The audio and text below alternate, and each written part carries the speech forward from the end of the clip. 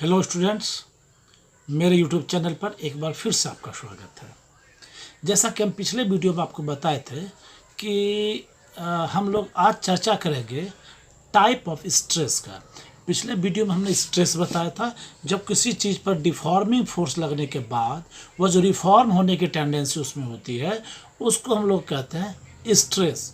अब स्ट्रेस दो पार्ट में हम लोग बांटेंगे। एक को कहेंगे नॉर्मल स्ट्रेस, दूसरे को कहेंगे टेंसाइल स्ट्रेस या tangential state. Normal state and tangential state, जब किसी ऑब्जेक्ट पर नॉर्मली परपेंडिकुलर फोर्स लगता हो तो उसको हम लोग कहते हैं नॉर्मल स्ट्रेस। यानी कि इसको अगर इस तरह से दबाते हैं तो यह कंप्रेस जो होगा, तो इस पर लगने वाला जो स्ट्रेस है जो इसको रिफॉर्म करना चाहेगा अपने शेप में, चूँकि मान लीजिए अगर रबर का होता या स्प्रिंग का होता तो इस तरह से हम फोर्स लगाते तो यह कंप्रेस हो जाता है, ठीक है। और जैसे यह डिफॉर्मिंग फोर्स हटाते यह वापस अपने नॉर्मल शेप पे आने की कोशिश करता। तो यह जो परपेंडिकुलर फोर्स लगा जिसके कारण कि इस पर एक स्ट्रेस पैदा हुआ, तो इसलिए इसको हम लोग कहते हैं नॉर्मल स्ट्रेस, ठीक है। नॉर्मल स्ट्रेस जनरली दो तरह के होते हैं। एक को कहेंगे टेंसाइल स्ट्रेस, दूसरे को कहेंगे कंप्रेशन स्ट्रेस। टेंसाइल, जब किसी चीज़ को खींचते हैं तो उस पर टेंशन क्रिएट होता है, यानी उसको बाहर की ओर खींचते हैं, जैसे कि वह एक्सपेंड करता है, उसका लेंथ इंक्रीज करता है। तो जब किसी चीज़ का लेंथ इंक्रीज कर रहा हो तब जो उस पर जो वापस अपने नॉर्मल पोजीशन पे आने के लिए लेंथ को हमने इंक्रीज कर दिया है, खींच करके स्प्रिंग को हमने खींच लिया है, लेंथ उसका इंक्रीज हो गया है। लेकिन जैसे ये डिफॉर्मिंग फोर्स हटाएंगे यह वापस रिगेन करेगा अपने ओरिजिनल शेप पर।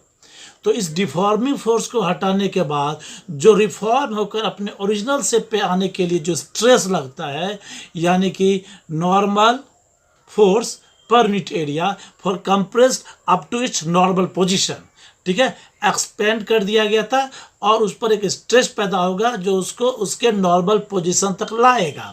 तो उसके नॉर्मल पोजीशन तक लाने के लिए जो फोर्स लगता है उसको हम लोग कहते हैं टेंसाइल फोर्स, क्योंकि इसके कारण क्या होता है, टेंशन क्रिएट होता है रबर पर या स्प्रिंग पर, तो इसलिए इसको हम लोग कहेंगे टेंसाइल स्ट्रेस। उसके बाद नॉर्मल स्ट्रेस का एक दूसरा फॉर्म होता है, उसको हम लोग कहते हैं कंप्रेशन स्ट्रेस। असल में टेंसाइल स्ट्रेस और कंप्रेशन स्ट्रेस एक दूसरे के बिल्कुल अपोजिट है, ठीक है। मतलब कि अगर इसको हम खींचे तो इसके कारण जो ये खींचने के कारण जो स्ट्रेस पैदा हुआ उसको हम लोग कहते हैं टेंसाइल स्ट्रेस। ठीक उसी तरह इसको अगर कंप्रेस करें, एकदम से दबा दें नॉर्मल पोजीशन की ओर, तो वापस अपने छोटे से पोजीशन पे आ जाता है।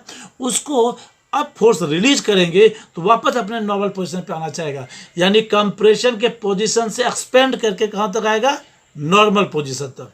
यह जो स्ट्रेस पैदा हुआ लेकिन कि वह नॉर्मल पोजीशन तक आना चाहता है अपने कंप्रेशन के पोजीशन से, इसको हम लोग कहते हैं कंप्रेशन स्ट्रेस। यानी एक था जो एक्सटेंडेड था वह वहाँ से नॉर्मल पोजीशन पे आना चाहता है, दूसरा कंप्रेस था वहाँ से एक्सटेंडेड नॉर्मल पोजीशन पे आना चाहता है। ये दो तरह का स्ट्रेस होगा, दोनों को हम लोग नॉर्मल स्ट्रेस कहते हैं, क्योंकि खींचेंगे या दबाएंगे दोनों कंडीशन में जो फोर्स लगा रहे हैं हम वह नॉर्मल यानी परपेंडिकुलर फोर्स है, ठीक है।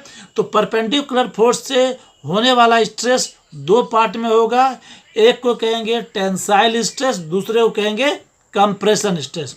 दूसरा है टेंजेंशियल स्ट्रेस।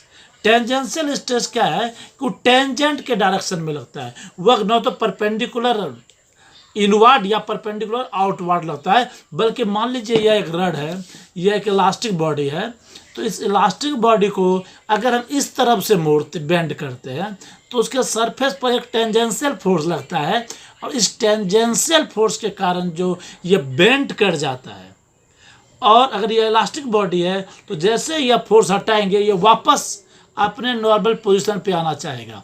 तो ये जो बेंडिंग के रिलीज करने के बाद जो नॉर्मल पोजीशन पे आने के लिए जो फोर्स लगा इसको हम लोग कहेंगे टेंजेंशियल स्ट्रेस, मतलब reforming force towards the normal position against the tangential force, per unit area is called tangential stress. तो मूलतः स्ट्रेस दो प्रकार के होंगे, normal stress and tangential stress. Normal stress के दो पार्ट होंगे, एक को कहेंगे टेंसाइल, दूसरे को कहेंगे कंप्रेसर, और दूसरा टेंजेंशियल जो कि अपने ओरिजिनल पोजीशन से एक तरफ शिफ्ट करता है, मुड़ता है, इसलिए इसको हम लोग कहते हैं टेंजेंशियल स्ट्रेस। तो पिछले वीडियो में हमने स्ट्रेस के बारे में बताया था और इस वीडियो में हमने टाइप ऑफ स्ट्रेस के बारे में बताया है। अगले वीडियो में हम बात करेंगे स्ट्रेन के बारे में, ठीक है। तो अगले वीडियो में चर्चा होगी स्ट्रेन की। तब तक के लिए अलविदा। हमारे चैनल को इसी तरह से लाइक शेयर सब्सक्राइब करते रहें और अधिक से अधिक स्टूडेंटों तक पहुंचाएं ताकि अधिक से अधिक स्टूडेंट बेनिफिट ले सके। अगर किसी प्रकार का कोई शिकायत हो या कोई जानकारी चाहिए, you must comment on comment section ताकि आप अपने डाउट को क्लियर कर सकें।